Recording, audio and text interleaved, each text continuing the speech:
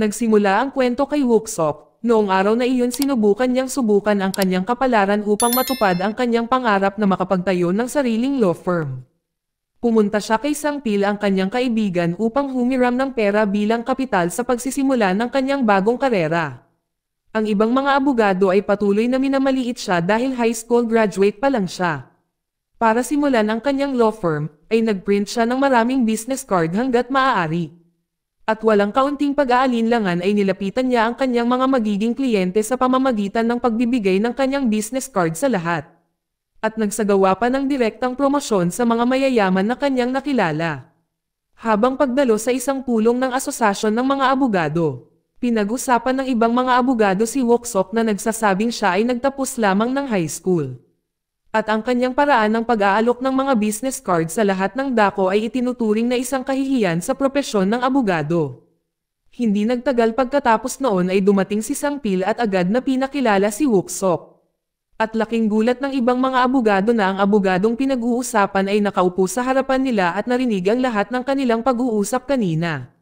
Salamat sa kanyang pagsusumikap at katapangan sa pag-promote ng kanyang sarili. Si Wook-sok ay kilala bilang isang abogado sa sektor ng ari-arian at ang kanyang law firm ay maraming kliyente. Sa wakas ay nag-recruit siya ng isa pang abogado na nagngangalang Park Dong-ho.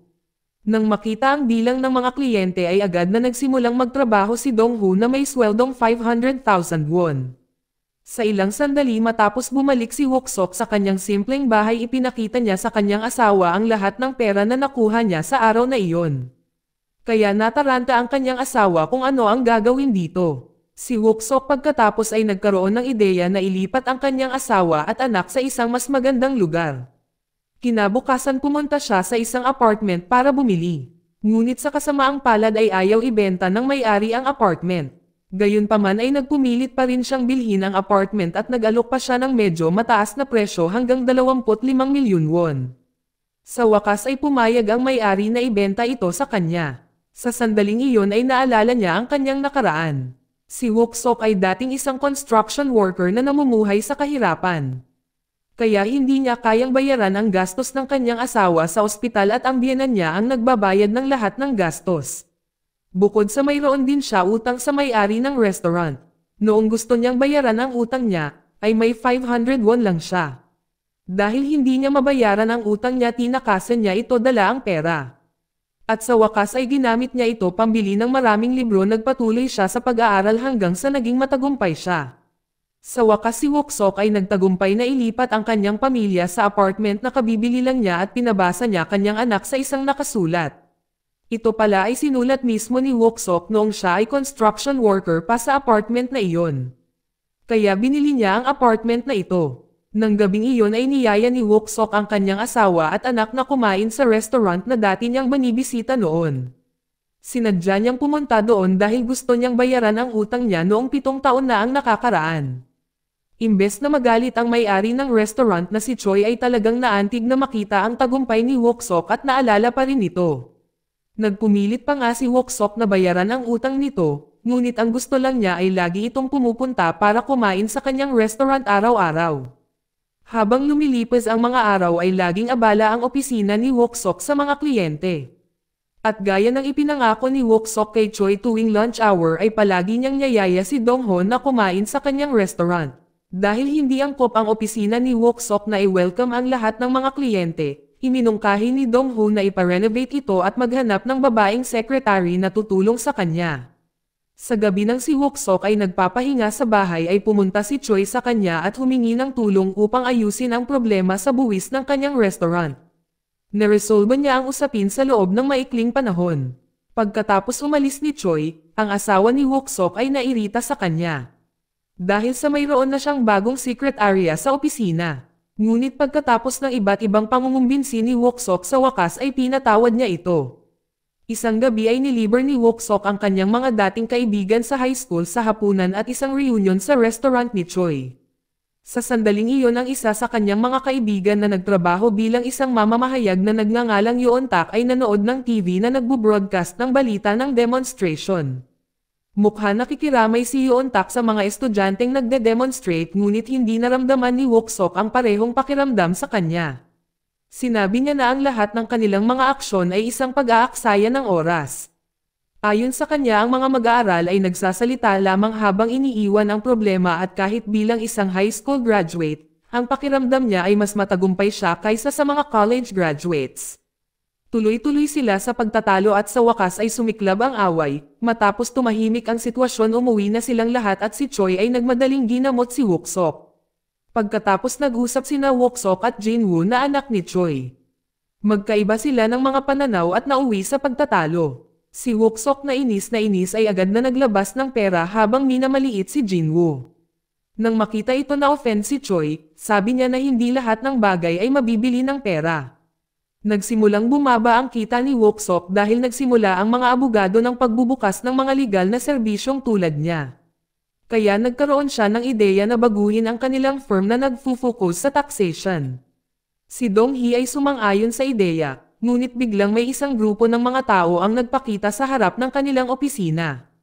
Samantala ang isang detective na nagngangalang Detective Cha ay nakatanggap lang ng utos mula sa kanyang superior na linisin ang Bozen mula sa komunista, kaya kinabukasan ay nakipagkita siya sa isang taga-Ozeg na nagngangalang Young Chol upang asikasuhin ang kasong ito. Nag-recruit din siya ng isang opisyal na nagngangalang Tenyente Yon na ipinadala niya upang subaybayan ang kalusugan ng mga bilanggo sa ilalim ng kanyang utos. Taon ang lumipas noong 1981 ang kaso ng komunista ay nag-viral sa Korea. Sa kanyang opisina si Song-pil ay na-overwhelm nang makakuha siya ng isang kliyente na humiling na asikasuhin ang problemang ito. Kaya kinabukasan ay nagpasya siyang makipagkita kay Wook-sok upang humingi ng tulong sa pagresolba sa kaso ng National Security Law.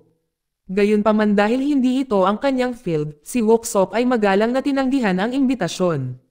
Makalipas ang ilang araw si Jin-woo at ang kanyang mga kaibigan ay nagkakaroon ng diskusyon sa libro sa bahay ng kanyang guro.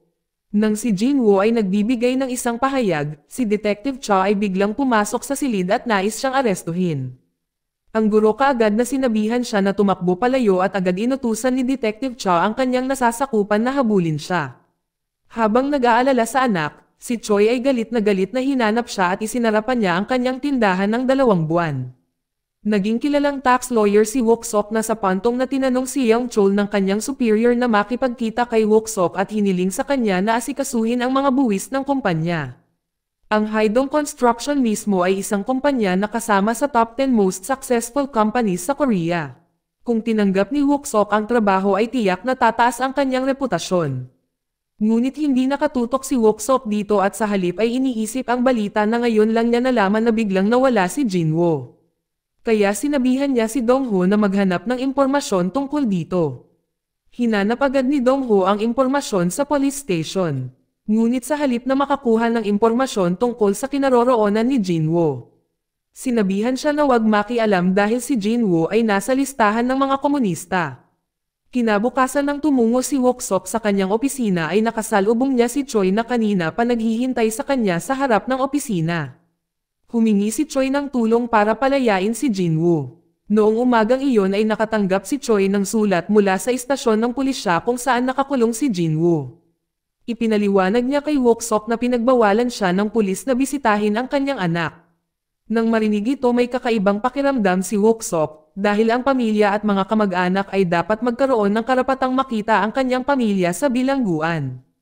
Patuloy na nagmamakaawa si Choi kay Wook-sok na tulungan siya. Hanggang sa puntong nagpatira pa siya at nanumpa na ialay ang kanyang buhay sa kanyang pamilya. Si Wook-sok ay hindi siya tinanggihan, ngunit sa kabilang banda kailangan niyang umalis kaagad dahil may appointment siya sa president ng Haidong Construction. Habang naghihintay ng pagsisimula ng meeting ay sinabi ni Dong-ho kay Wook-sok na si Jin-woo ay nasa listahan ng mga komunista. Ngunit bago pa siya magkaroon ng panahon para magsalita ng kahit ano ay dumating na ang presidente ng construction at agad na nagsimula ang meeting. Dahil naiisip niya si Jin-woo, pagkatapos ng meeting ay hinanap agad ni Wook-sok ang address ni Choi. Matapos mahanap ang bahay nito ay wala pala si Choi sa bahay. Kaya napagdesisyonan niyang hintayin ito hanggang sa makatulog ito. Nang makauwi si Choi nakita niya si Wook-sok at ginising agad siya. Si Wook-sok ay pumunta sa kulungan para makipagkita kay Jin-woo. Noong una ay pinagbawalan sila ng warden na makipagkita kay Jin-woo. Ngunit pagkatapos ng pagbabante ni Wook-sok na ay demanda siya. Sa wakas ay hinayaan sila ng warden, malungkot siya nang makita ang kalagayan ng kanyang anak na napakapayat at mapatla. Sa lalong madaling panahon pagkatapos na ibalik ng warden si Jinwoo sa kanyang selda at napilitang umalis sina Choi at Wook-sok. Sa kulungan si Cha at ang kanyang koponan ay patuloy na pinahirapan si Jinwoo upang aminin ang mga aksyon na hindi niya ginawa. Ilang sandali matapos hilingin kay Teniente Yon na tingnan si Jinwoo na sa katunayan ay nahimatay siya na nagkukunwari lang siya kaya hindi na siya muling pinahirapan. Sa pagkakaalam nito ay naawa si Teniente Yon at tinulungan siya. Dahil hindi niya matiis na makita ang pagtrato na natatanggap ni Jinwoo sa bilangguan. Pumunta si Wook-sok sa opisina ni Song-pil upang alamin ang tungkol sa kasong komunista na nag-viral. Si Song-pil pagkatapos ay sinabi sa kanya ang tungkol sa kaso ng pag-aresto sa isang book club at isa sa mga miyembro nito ay si Jinwoo.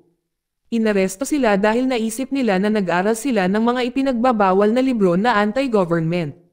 Si Wook-sok ay curious kaya pinag-aralan niya ang mga libro. Handa pa siyang magpuyat para magbasa ng librong pinamagatang What is History by Care na itinuturing na isang komunistang figure. Matapos basahin ang lahat ng mga libro ay sumugod si Wook-sok sa bahay ni Song-pil sa umaga. At handa nang maging isang abogado para palayain ang mga miyembro ng book club na itinuring niyang inosente. Natitiyak niyang walang kinalaman ang mga libro sa ideolohiyang komunista. Sa paglilitis nakita ni Wook-sok ang ilang paglabag sa konstitusyon ng Korea. Tinanggihan sila ng taga-usig at hukom at ipinaliwanag na hindi nalalapat ang normal na batas sa mga kaso ng pambansang seguridad. Ngunit nagtagumpay si Wook-sok na matatag na sabihin ang mga artikulo na kailangan nilang sundin bago magsimula ang paglilitis. Hindi makaiwas at sumunod ang hukom sa mga tuntunin bago ang paglilitis. Pagkatapos ng unang paglilitis ay pinayuhan si Wook-sok ng kanyang kasamahan tungkol sa kanyang protesta laban sa huwes. Ngunit hindi niya pinansin ang sinabi dahil naniniwala siyang totoo ang mga datos na nakuha niya mula sa kanyang mga pagsisiyasat. Alam niya na ang mga pag-amin ng mga mag-aaral ay nakuha sa pamamagitan ng torture. Kaya nagpupursige siyang ipagtanggol si Jinwoo at ayaw niyang sumuko sa sitwasyon na ito. Sa susunod na paglilitis nagsimula ang taga-usig sa pangangatwiran na ang mga estudyanteng ito ay nag-aral ng librong pinamagatang Ano ang Kasaysayan ng Bawat Pangangalaga, na itinuturing na humahantong sa komunismo. Bilang tugon si Wook-sok ay sinabi na hindi isang komunistang ideologo kahit na ang mga aklat na nabanggit ay mga libro na inirerekomenda para sa pagbabasa ng National University of Seoul. Pagkatapos ng paglilitis ay nakita ni Wook-sok si Jinwoo na nagtatanong kung sino ang bumugbog sa kanya at kung saan ito ginawa. Pagkatapos ay sinabi sa kanya ni Jinwoo na ang lahat ng ito ay gawa ni Detective Cha at Teniente Yon. Dahil dito nais siyang tulungan ni Wook-sok. Agad na hinanap ni Wook-sok ang kanilang kinaroroonan. Kasunod ng mga katangian ng mga tao at locus yung inilarawan ni Jinwoo. Pagkatapos ng mahabang paghahanap ay nahanap na rin niya ang lokasyon at ang sandata na ginamit kay Jinwoo. Si Wook-sok ay nawasak nang malaman ang tungkol sa pagpapahirap. Noong lalabas na sana siya ng building si Detective Cha ay bigla siyang nahuli at agad siyang binugbog hanggang sa makalabas siya ng building. Si Detective Cha ay nagpatuloy sa pagsasabi sa kanya at sinabihan siyang umalis. Sa susunod na paglilitis pinayagan ng hukom si Wook-sok na magtanong kay Jinwoo. Agad na nagtanong ng ilang mga katanungan kaugnay sa pagpapahirap na nakuha nila sa bilangguan. Naniniwala si Wook-sok na si Jinwoo at ibang mga mag-aaral ay inosente. Dahil sinira ng mga otoridad ang batas para saktan ang inosenteng tao. Hindi ito tinanggap ng taga-usig. Binyantaan pa si Wook-sok na paalisin sa courtroom. Ngunit sa halip na matakot ay nagpatuloy si Wook-sok na magtanong kay Jinwoo at sinabi sa kanya ni Jinwoo kung ano ang ginawa ng mga otoridad sa kanila sa bilangguan. Noong nakakulong si Jinwoo at ang kanyang mga kaibigan. Sa panahon ng pagkakulong pinilit silang magsalita sa kasalanan na hindi naman nila ginawa kung hindi, sila ay muling pahihirapan. Pagkarinig ng testimonya ang lahat ng mga nasasakdal ay umiyak at pinalakas ang loob ng mga mag-aaral. Dinimanda pa nila ang mga pulis sa pagpapahirap sa kanila. Ang kapaligiran sa paglilitis ay naging magulo. Ang hukom ay napilitang ipagpaliban at humiling sa isang pangkat ng mga abogado na makipag-usap sa mga taga-usig upang makipag-ayos sa hatol. Iginiit ni Wook-sok na ipagpatuloy ang paglilitis upang ibunyag ang pagmamanipula ng mga pampublikong awtoridad at hiniling kay Detective Cha na magbigay ng testimonya. Si Yun-tak na nakakita sa determinasyon ni Wook-sok na ipagtanggol ang katotohanan ay nakiramay at mula noon ay nangahas siyang isulat ang katotohanan sa balita. Kinaumagahan kumalat sa mga pahayagan na naglalaman na si Wook-sok ay nagtatanggol sa mga isyu ng komunista. Dahil dito hiniling ng Pangulo ng Haidong Construction na makipagkita kay Wook-sok at kanselahin ang isang collaboration. Ngunit sinabi niya na kung magpasya si Wook-sok na ihinto ang paghawak sa kaso ay ikalulugod niyang tanggapin muli si Wook-sok. Matalinong tumanggi si Wook-sok at pinili na magpatuloy bilang isang abogado sa kaso. Kinabukasan nang pumunta si Wook-sok sa korte ang mga tao na nagpapakita na binato pa siya ng mga bulok na itlog. Nang makita ang maruming suit ni Wook-sok ay ipinahiram siya ni Yun-tak ng kanyang suit at mula noon ay bumuti ang kanilang pagkakaibigan.